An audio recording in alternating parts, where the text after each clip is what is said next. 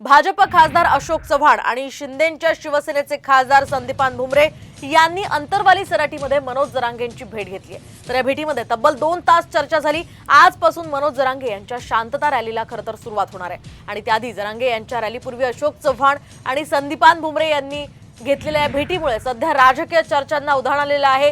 गेल्या कित्येक दिवसांपासून खरं तर मनोज जरांगे हे आक्रमक आहेत मराठा आरक्षणासाठी। त्या पार्श्वभूमीवर आता अशोक चव्हाण यांच्याशी त्यांची नेमकी काय चर्चा झाली आहे ते पाहणं अतिशय महत्त्वाचं असणार आहे। आपण पाहतोय 2 ते 3 विषयांवर चर्चा झाल्याचं अशोक चव्हाणांनी यावेळी सांगितलं आणि सकारात्मक चर्चा झाल्याचं त्यांनी सांगितलंय।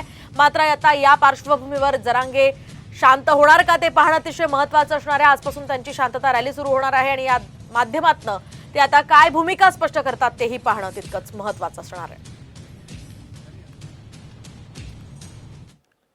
चर्चा सकारात्मक प्रत्येक वेळेस होती, परंतु मी कृतीला आणि अंमलबजावणीला किंमत देतो। त्याविषयी चर्चा झाली, हैदराबादच्या गॅजेटविषयी चर्चा झाली। ते आता सांगतील, सीएम साहेबांना सांगतील, गृहमंत्री साहेबांना सुद्धा सांगतील। आणि गुन्हे मात्र सरसकटचा विषय, तुम्ही असं नाही करू शकणार की कोणत्या स्वरूपाचे काय, त्याच्यात नाहक सुद्धा समाजाचे लिपूर उमटवलेले। जरांगे पाटीलांना भेटायला आलो होतो आणि त्यांची मी चर्चाही झाली होती। मी त्यांना सांगितलं की मला कोणी पाठवलेलं नाही, परंतु मराठा समाजाचा एक कार्यकर्ता म्हणून मी मागे जेव्हा भेटलो तेव्हा सांगितलं होतं की जेवढ्या या मागण्या समाजाच्या आहेत त्या मागण्यांचा पाठपुरावा मी शासन स्तरावर करायची जबाबदारी ही निश्चित स्वीकारलेली आहे।